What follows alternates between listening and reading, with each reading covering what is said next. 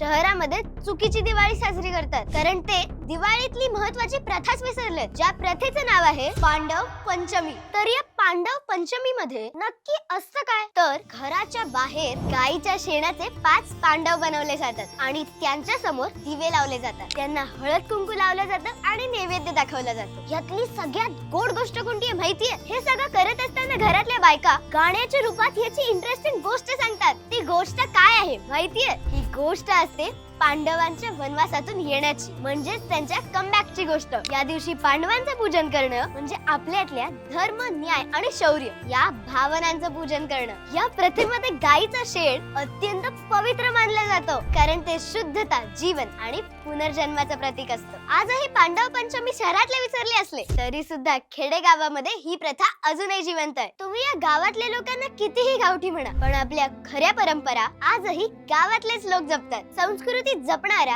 अशा सगळ्या गावकऱ्यांना शार्पनर कडून खूप मोठं थँक आणि दिवाळीच्या खूप खूप शुभेच्छा. शार्पनर.